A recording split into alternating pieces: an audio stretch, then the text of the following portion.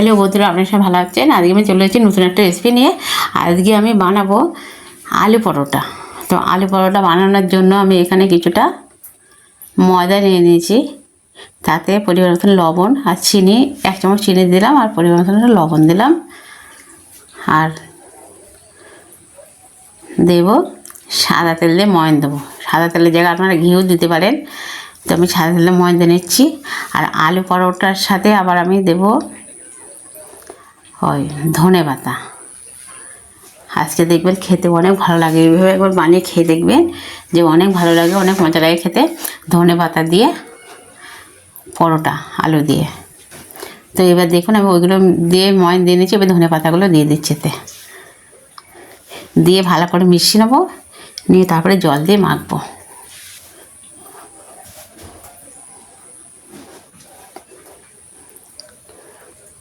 ধনে পাতাগুলো ছোটো ছোটো করে কেটে নিতে হবে। এবার আমি জল দিয়ে সুন্দর করে মাখবো।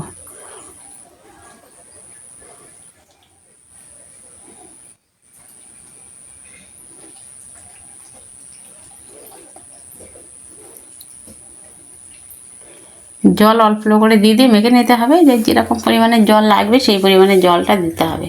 খুব বেশি না, খুব কম না, আবার হচ্ছে না বেশি শক্ত হয়ে যাবে না, আবার খুব বেশি নরমও থাকবে না। যেরকম আর কি আমরা রুটি পরোটা বানিয়ে থাকি ঠিক সেরকম হবে। এবারে আলু দিয়ে বানানো হবে আলু পরোটা, ধনে পাতা দিয়ে আলু পরোটা বানানো হচ্ছে। দেখুন আমার মাখাটা হয়ে গেছে। এবার আমি ঢেকে রাখবো 10 মিনিট। আর এবারে আমি আসবো রান্নাঘরে। তো কড়াইতে তেল দিয়ে দিচ্ছি, তেলটা গরম হয়ে গেছে। এবার আমি 5 ফোড়ন দিয়ে দিচ্ছি। 1 চামচ 5 ফোড়ন দিয়েছি, ফোড়ন দিয়ে দিচ্ছি।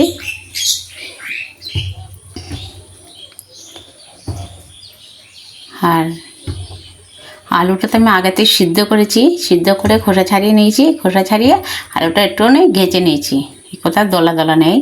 আলু পরোটার জন্য আলুটা কিন্তু একটু দলা থাকলে হয় না, একটু করে নিতে বেশ ভালো করে।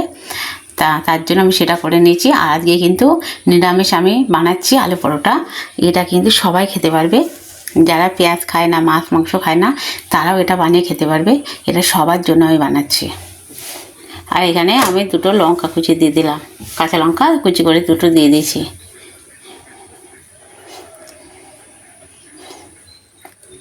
মানে এই আলু পরোটাটা কিন্তু যে শুধু যে যারা মাছ মাংস খেতে পারে, পেঁয়াজ রসুন খেতে পারে, তারা খেতে পারবে। আর যারা নিরামিষ খায় তারা খেতে পারে। তাহলে এটা সবার জন্য আজকে আমি বানিয়ে দিচ্ছি। এটা সবাই যখন খুশি বানিয়ে এটা খেতে পারবে। তারপরে হলুদ দিয়ে দিচ্ছি, লবণ দিয়ে দিচ্ছি,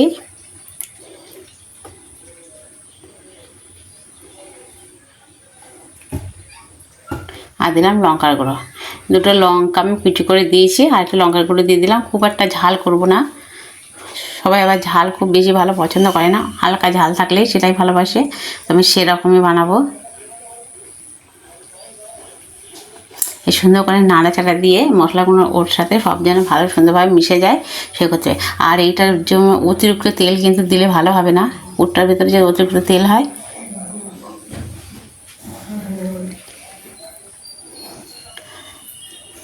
এবার আমি 3 রকমের মশলা নিয়ে নিচ্ছি। এখানে ধনে গুঁড়ো, জিরার গুঁড়ো আর নিলাম গরম মশলা। এই 3টে মশলা এবার আমি এতে মিশিয়ে দেবো একসাথে।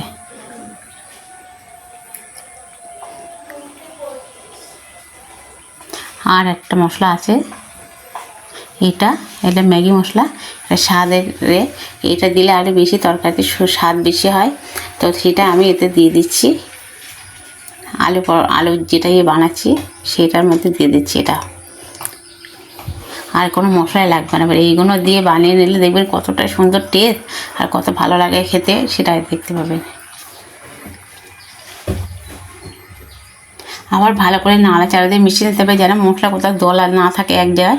সবগুলো যেন সবার সাথে ঠিকঠাকভাবে মিশে যায়। দেখুন সুন্দরভাবে মিশে গেছে, বানানো হয়ে গেছে। এই দেখুন এবার তুলে নিচ্ছি। তুলে নিয়ে কিন্তু আমার এই আলুটা একটু ঠান্ডা করে নিতে হবে।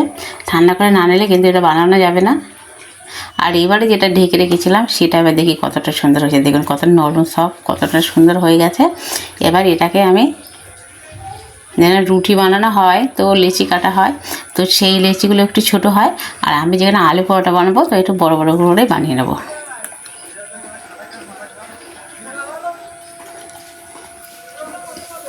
এইভাবে একবার বানিয়ে খেয়ে দেখবেন যে কতটা ভালো লাগে, আর কমেন্টে জানাবেন যে কতটা ভালো হয়েছে। আর এবারে এই লেচিগুলো আমি কেটে নেব। এই যে এই সাইজের করে কেটে নেব।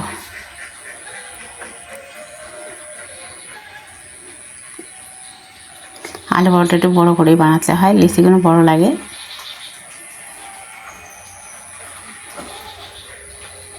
সব লিচিগুলো আমার কেটে নেওয়া হয়ে গেছে। এবারে আমি এটাকে বেলে নেব। খুব বড় করবো না, খুব ছোট করবো না, একটা মিডিয়াম টাইপের বেলে নিয়ে আবার না বেলে অনেকে হাত দিয়ে বেশ কোঁদের করে নিয়েও দিতে পারেন আলুর পুরটার ভিতরে। তো আমি এটা বেলে নেব।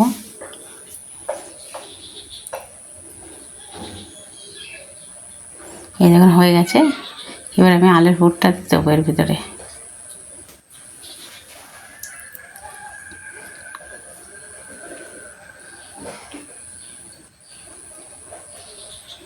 এই যে দিয়ে দিলাম ঠিক মাঝখান সাইজের গোল করে।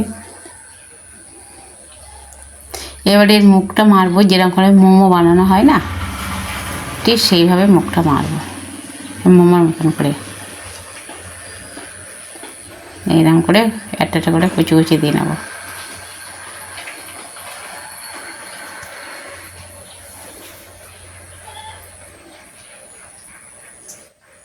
যে মুখটা ওইভাবে ঘুরিয়ে চেপে এইভাবে বসিয়ে দিতে হবে। এইভাবে ঠিক দেখেছেন যেভাবে বসিয়ে দিলাম। দিয়ে এবারে একটু হাত দিয়ে চেপে চেপে বড় করে নিতে পারেন, আবার একটু বেলন দিয়ে আলতো হাতে একটু বেলে নিতে পারেন। আর যদি মনে করেন যে একটু নরম লাগছে বা একটু আটার গুঁড়ো লাগবে সেটা নিতে পারেন, ময়দার গুঁড়ো। তো আমি একটু ময়দা নেব, কিন্তু এটা আগে করে নেই, করে দেখে কেমন হয়। যদি মনে করে লাগবে তখন নেওয়া যাবে। তো দেখুন আমি হাত দিয়ে চেপে চেপেই কিন্তু এটা বড় বানিয়ে ফেলেছি। খুব সুন্দরভাবে এটা হয়ে গেছে একটা। এগুলো বেলে নিলেও হয়। এই যেভাবে আমি বেলে নিচ্ছি, এই দেখুন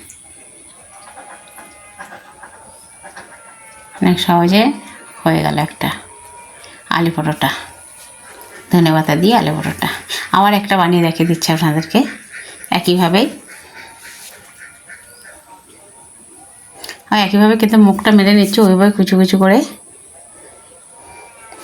যদি কোনো জায়গাতে একটু ফুটো ফাটা থেকে যায় বা মুখ ঠিকভাবে না লাগে, তাহলে কিন্তু ওখান থেকে আলু বেরোনো শুরু হবে। তাহলে কিন্তু আর আলুটা ঠিক ভালোভাবে করা যাবে না। কিন্তু আলু বেরোনো শুরু হয়ে গেলে তখন কিন্তু ওটাকে থেকে আলু বাইরে চলে আসবে। আলু বাইরে চলে আসবে কিন্তু ওটা আর হচ্ছে না, মোড়ানো যাবে না। আর ভাত দেখলে আলু চলে আসলে তেলটা নষ্ট হয়ে যাবে। তো দেখুন আরেকটা বানানো হয়ে গেছে। এবারে আমি এটাকে হাত দিয়ে চেপে দেবো আর একটু আটা দিয়ে দিচ্ছি। এবার আমি ময়দা দিয়ে দিচ্ছি। আর এটা কিন্তু ময়দা দিয়েই করতে হবে বললে বেশি ভালো হয়। আটা দিয়ে হয় কিন্তু আটার চেয়ে ময়দা দিয়ে করলে বেশি ভালো হয়। তো আমি এটাও আবার এইভাবে করে নিচ্ছি। আর অল্প একটু বেলে নেবো হালকা।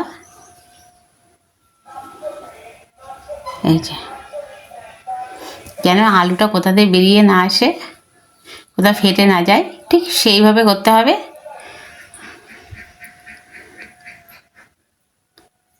এই যা এটাও হয়ে গেছে।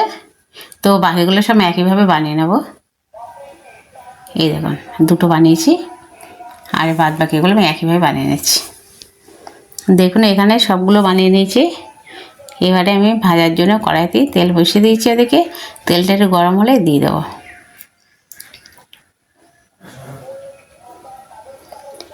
এখানে তাওয়ায় তেল বসিয়ে দিয়েছি। তেলটা একটু কুসুম গরমের চেয়ে একটু বেশি গরমে এসেছে। তারপরে এগুলো দিয়ে দিচ্ছি। এইগুলো কিন্তু দেখবেন ফুলবে কিন্তু দারুণ।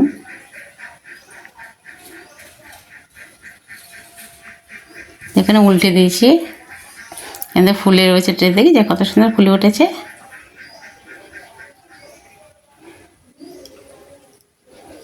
ওর উপরে একটু তেল ছড়িয়ে ছড়িয়ে দিলে কিন্তু ফুলে আসবে।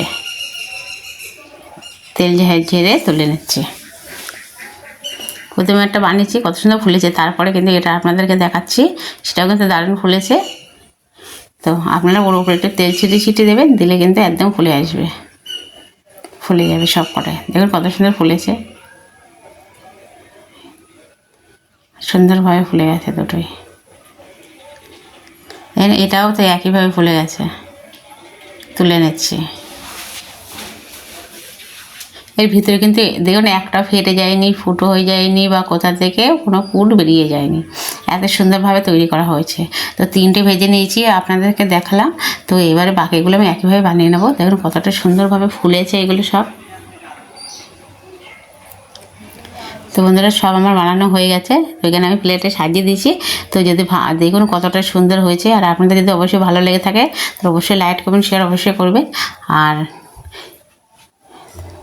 কোনো বন্ধু যদি নতুন এসে থেকে আমার চ্যানেলে এখনও সাবস্ক্রাইব করেন তো অবশ্যই করে সাবস্ক্রাইব করে দেবেন। আর আমি কিন্তু এখন ছিঁড়ে দেখাইনি বন্ধুরা, এখনও বাকি আছে, যে আপনাদেরকে একটা ছিঁড়ে তো অবশ্যই দেখাবো। শুধু কত সুন্দর ফুলেছে, কত সুন্দর হয়েছে, শুধু সেইগুলো আপনাদের দেখাচ্ছি আমি। আর কত সহজে কিন্তু হয়ে যায় এগুলো ঘরে। কত সুন্দর একটা আলু পরোটা ধনেপাতা দিয়ে বানানোর রেসিপিটা, যে কেমন লেগেছে কমেন্টে অবশ্যই করে জানাবেন। আর কতটা ভালো হয়েছে সেটাও জানাবেন। তো আমি এবার একটা আপনাদেরকে ছিঁড়ে দেখাচ্ছি, যে ভেতরটা কতটা সুন্দর হয়েছে বা ফুলেছে বা কেমন নরম সুন্দর হয়েছে সেটাও দেখিয়ে দিচ্ছি আপনাদেরকে। দেখুন এটা কিন্তু ফুলেছিল, ফোলাটা কমে গেছে। এই দেখুন, এই দেখুন, দেখেছেন পুরোটাই কিন্তু ফুলে গেছিলো। ভেতরে পুর দেখুন ভর্তি, পুরোটাই ফোলা। দেখুন কত সুন্দর নরম আর কত সুন্দর হয়েছে। আলু পরোটা দেখলেই খেতে ইচ্ছা করছে, পুরে ভরা। তো অবশ্যই করে আপনারা সব ভালো